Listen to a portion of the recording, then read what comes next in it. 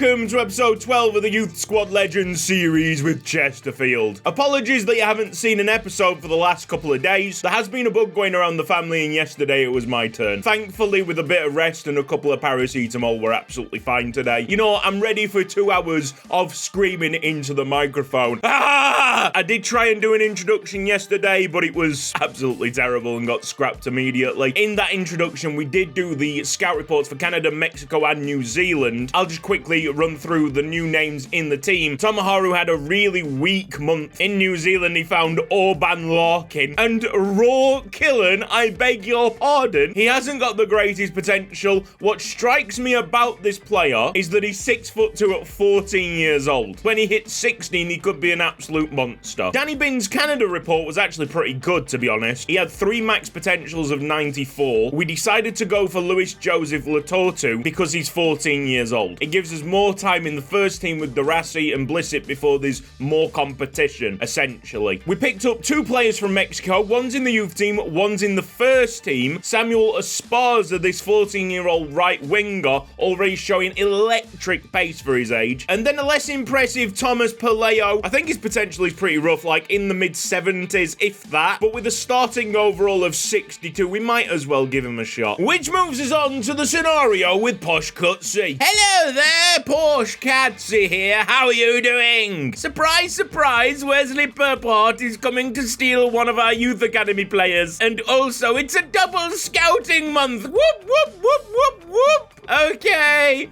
Toodles! All these random numbers were picked yesterday. For scouting, we're going to Slovakia, Philippines, Australia, Jamaica, Thailand, and Madagascar. All them reports will come back on the 29th of April. And sadly, for the stolen player, it landed on Eric Krilovic, one of the highest potentials in the entire youth team. The only crumb of comfort is that the other Slovenian, Domen Kometic, he has got higher potential, and he's probably in a position at central attacking midfield that's a bit more wanted. It's devastating, but it's looking more and more likely that Mansfield will chase us up the tables. Oh, and before that random selection took place, I promoted Andrew Finson to the first team because I didn't want to lose him. 6'1", central defensive midfield, also is very comfortable at centre-back, could be a ready-made replacement for Maxim Borisovs. I do want to say congratulations to Director 010. Their selection of Kenya is in the nation pool. It didn't get selected this time, but I'm sure it will eventually. And for the hairstyles, last episode, the IDs applied were 258, 76, 103, and 3. So if you put them in the comment section, you probably won. Chesterfield against Gillingham in League 2. They play a 4-2-3-1 wide, so I don't think it's long shot central. I think this one is going to be through balls to Kjartansson, Swiss-style football for the opponents. By the way, I've had plenty of messages now on how to remove this negotiate with B Walker option. Do I want to do it? Probably not. He's kind of just there chilling. I respect his grind. Might as well give the new lads an immediate run out. And I also probably should put the audio to the right channel. It'll be interesting to see what kind of effect online FIFA has had on me. Played a lot of games yesterday. Wasn't exactly my plan. Just thought it would be interesting to see what kind of packs I got with the FIFA points the game gave you at the start. And it just so happened that my first pack I had Erling Haaland. Then 2 packs later I got Rodri and then decided to detonate on the entire Ultimate Team community. R.I.P. Bozo. But it's a completely different gaming experience.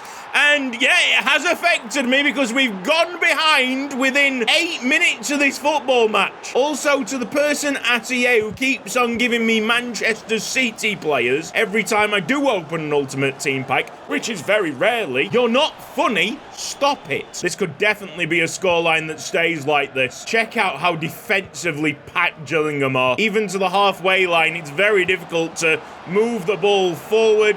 Well done, Finson. Enos Jam takes the ball away, but there's no run to be had. It's Castillo back to Kjartansson. Could we take the free kick? Thank you very much. Haleo has put the ball down. All right, we'll give it a shot, mate. See what you can do. If he had a bit more power on it, might have troubled the goalkeeper. Those free kicks are weak, though. It's like League 2 players don't know how to strike a dead ball. 35 minutes into the match and I'm already running out of ideas. This is a big yellow wall that we're coming against. Win probability down at 10% already. Good interception there by Smeaton. Can we get a run from Kjartansson? A peel away. finish from an acute angle, doesn't even get the chance. This is an unbelievable setup by Gillingham. I am impressed. They could go 2 goals to the good. Hanford goated on the sticks. Whilst I've remembered, I do want to respond to a comment that I read recently. 20 kilometres an hour wind is very usual in the UK. I do know.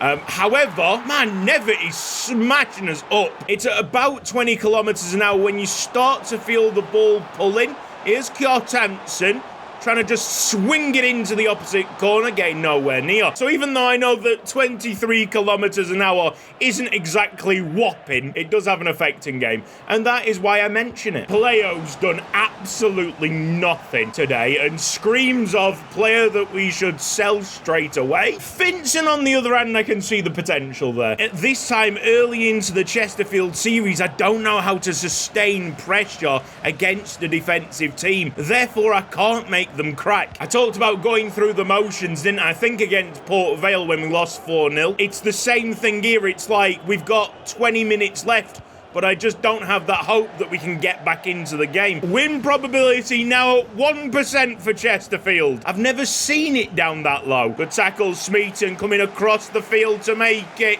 It's Enos Jam into Ruocco. No run by Castillo. Thanks, Chief. This might be the worst dual winger performance that I have ever seen. Ruocco's been our best winger, and he's not even a winger. Full time. What a shocker. Absolutely appalling from Chesterfield. What was the passing completion rate? It was up at 82. Remarkable. That's absolutely remarkable. Apparently, it was better than Gillingham's. It did not feel like it at all, but I guess most of the tackles came just as I received the ball, so that's obviously played into it. Well, you've got a blueprint, League 2, how to beat Tanner's Chesterfield. Do whatever Gillingham just did. Another offer of £500,000 coming in for Maxims Borazovs, this time from North East United. Now that we can set up these scouting missions, I'd just like to say that I'm not looking for anyone in particular. How we're going to do this is that Danny Binns will look for central playing players, Cesarini will scout the left side, and Tomoharu Yoka will scout the right side. That should give us a good array of players for next month's mega scouting report. It's April Fool's Day. Let's try and make a fool out of Carlisle United, just like we made a fool out of that guy. R.I.P. Bozo.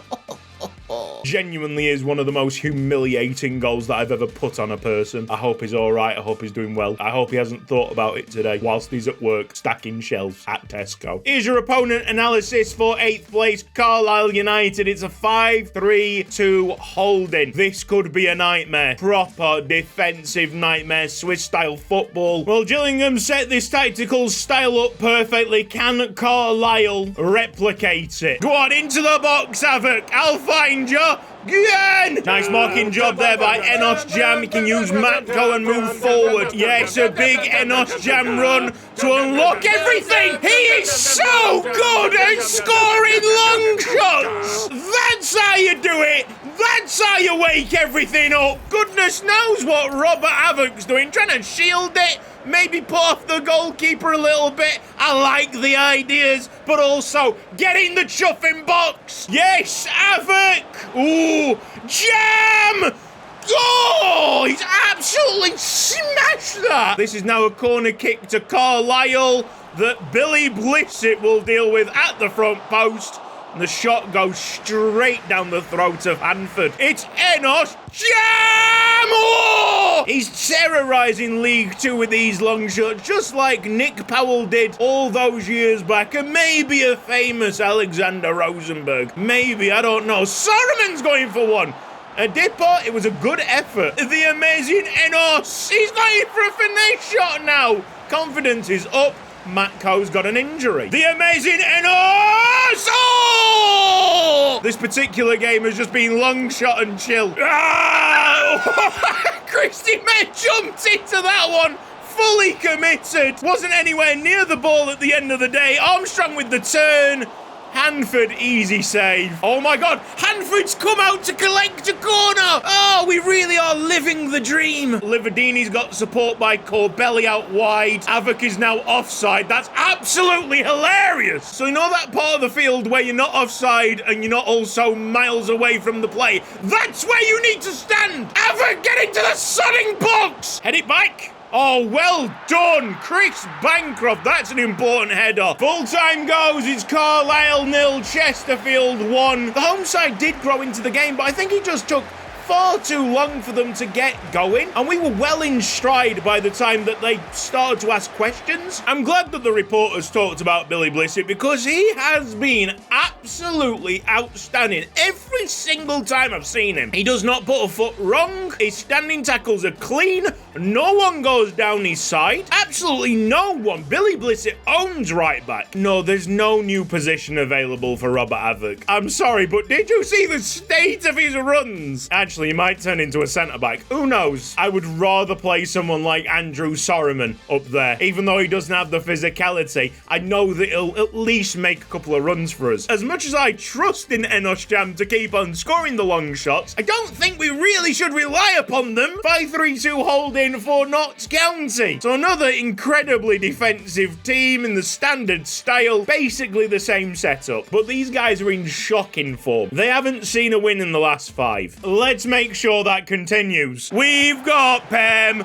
super sharing Pem. I just don't think you understand. He slides at everything. Chris Bancroft in the bin. We've got sharing Pem. There he is. Yes, first interception of the day to big Sharing Pem. Tobgi with a moment and Kjartansson gives us a run. Maybe another one. Header! Oh, get up there, Kjartansson. You never know. The winner of this game might actually find themselves in an automatic promotion spot. That's absolutely shambolic by Notts County as our defensive line capitulated. They needed to make the most of that. Here's Darassi onto Smeaton. Enos Jam, is there a shooting possibility? No. Might be now. It's kind of opened up in the midfield. Enos Jam! Oh! There's just that sense of anticipation every time he gets the ball in the final third. Ruoko's out wide for us. Oh, there it is!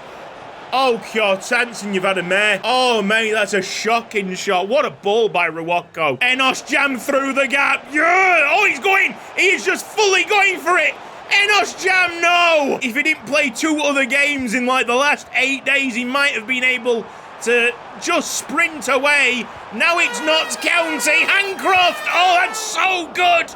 And Havoc will clear away. Palmer into Brown. That's going in. Notts County showing their force. They have been better than us in this first half. I do think it's going to be playoffs for us. There's still plenty of games left to play, but there are a handful of teams in this division that are just better, which I can absolutely take at this early stage in the series. The fact that not every team is better than us is a miracle in itself. Half time, the Notts County defence doing the job, being very resilient, but not as impossible to break down as what we saw against Gillingham. So it's not done and dusted, this match, by any stretch of the imagination. The next goal is very important. I think it's time to give Ruoko his flowers. He's definitely been the best player on this pitch here for Chesterfield. It's Ruoko feeding it to Kjartansson. Gets past one challenge. Stone pushes away. Ruoko carries the ball. He will send it left. Christy May back to Ruoko, who just evades the sliding challenge completely. Kjartansson could have turned there. A 1-2 between the attacking partnership. Yes! And Smeaton arrives late. Big time player Rob Smeaton might be his first goal ever for the club. Look at this late run. No one's picking him up. No one's away. That is a great finish, lad. Keep giving this ball to Ruoko. He is the answer today. Very dynamic. What a delivery that is. Kjartansson back to him. Now we really are in the mood. Oh, Christy May. That's a great ball. Yes. Yes. Kjartansson header. Just squirms into the front post. It's a big turnaround by Chesterfield. The automatic promotion dreams are still alive. Stone in the net could have done a little bit more. The header, well done. Putting it right down on the floor, making it difficult for the goalkeeper. Sometimes it's like that. If he pushed it onto the post, it would have been credited as a great save, but unfortunately for the lad in between the sticks, it's actually a bit of a blunder. Away, big Enos Jam with a huge clearance, and Kjartansson gets up well. Ruoko's pointing to where he wants it. It's a perfect first touch to get him out of trouble. And they're double teaming him. It's a double marking job because Ruocco has crushed Notts County today. Ball going in, I think Kjartansen's slightly off. If that lad is not man of the match, there are serious problems. Wins as a corner kick, and he's there on the edge of the box, still dictating. Enos Jam returns the favour. Last bit to defend from the free kick, and that should be full time. Absolutely brilliant second half performance there by Chesterfield. Automatic promotion still on the cards. That would be absolute scenes. There we are in 4th place. Fair enough, we've played 41 games and that's more than many of the teams around us. But we'll take what we've got at the moment, and we've got a great fixture coming up at home against the bottom team, Newport County, who have only accumulated 25 points this season. Did I just see Christy May's got the team of the week? And not Ruocco. Don't get me wrong, I love Christy May, but you have just made one big mistake. So let's see the final opponent analysis for today. Guess what? It's another 5-3-2 holding, but this time kick and rush football. Everyone nicely rested up. Enos Jam fully fit. Let's go crazy. Tons of goals here. Yes, Enos Jam is onside. Oh, he's missed it. Ruocco, put that on a plate for you. Stick to your 30-yard long shots, I guess. Corbelli to Ruocco. It's another lovely drifting cross. It's causing all sorts of problems. It's making Newport County drop back in defence. Billy Blissett once again owning the wing. Kjartansen! Hey, we've been good for it. 32 minutes. We got the opening goal. Blissett down to Sorriman. Will get the ball back, and now he's in midfield. Kid's just running the show. What a sublime footballer. Talking about sublime footballers, here's Enos Jam. There we go. Kjartansen for 2. And that was slippery slickness. Enos Jam turn. We'll use Corbelli to the left. Back to Ruocco. He's going to try and find Kjartansen. Oh, nearly gets a hat-trick. We all love Billy Blissett. He needs a chant. He is a cult hero in the making, man. There's an injury, but it's not for us. Big winners or a block. Billy Blissett there. And now off goes Enos Jam to see if he can just punch a hole in the Newport County defence. Oh, it's another wonderful pick out. Kjartansen has been fed today. A rarity, a Newport County attack. Hanford. Ben's gonna get there. Oh, he stopped it. Oh, wow. Welcome to Yuko Ike's Haiku Chronicles with your host, Yuko Ike. What do you get if you cross Bhutan with Camry? Sharing Pembrokeshire.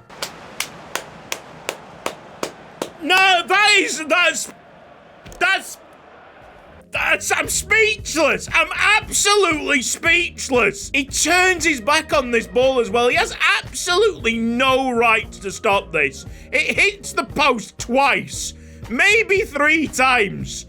And luckily enough, Hanford is there, Alfie Hanford, to calm everything down. Mate, I can't believe that. I can't believe what I've just seen. If we go on to get a clean sheet now, that'll be wild. Yeah, Shering. Get a standing tackle in there, mate. You are moments away from one of the most deserved clean sheets of your life. Take it all in, lads. That was outrageous. Out-sodding rageous. What's that coming over the hill? Is it Kjartansen? Is it Kjartansen? Note like blowing off the cobwebs. Feel way better than what I did trying to record this episode yesterday. I mean, for all the good goals, for all the displays of talent, maybe that block on the line is probably the moment of the season. That is one of the most outrageous pieces of defending I have seen on FIFA. Full stop. Never mind Youth Squad Legends. That is one of the all-time clips, and with its help, we have got into 3rd place. You know what? I'm a bit emotional because we are absolutely living the dream here. We've come back to the first ever team that I managed on Youth Squad Legends 12 years ago, and we've just been gifted this wonderful, wonderful set of players. I feel incredibly grateful, but there's always another side to the story. Anyone scouted up now, it's going to be very, very difficult to break into the team already, to be honest. So this has been Cutsy. Thank you ever so much for watching this episode of Youth Squad Legends. notifications. If you've enjoyed this video, please give it a like. If you've not subscribed around here yet, then press the red box down below and hit the bell icon for mobile notifications. I might be able to catch up with the missing day by recording Friday and Saturday. I do have something planned Saturday night going into Sunday, so we might have to spread episodes out a little bit, but even so, you won't have a 2-day gap like you've just experienced. A big thanks to everybody on the right-hand side supporting me financially on Patreon. Support over there has been marvelous. It really does help with the living costs, and it makes sure that I can do this full-time, so I am massively appreciative. Cheers to all of you watching this episode in, episode out. Loads of action as per usual. FC25 continues to be a very, very enjoyable experience, and I'm just living it. I'm just living this. It's like paradise. Take care. See you next time. Bye-bye. I bet I've been living in that bozo's head rent-free all day. All day, mate.